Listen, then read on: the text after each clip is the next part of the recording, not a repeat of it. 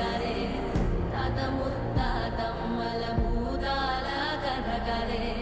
విక్రమాదిత్యుడు చెప్పిన వేదాళుడి కథ కరే దీపము నుండి దెయ్యం వచ్చే అల్లావుద్దీన్ కథ కాదే ఇది ముడత చర్మం ముసలి చెప్పే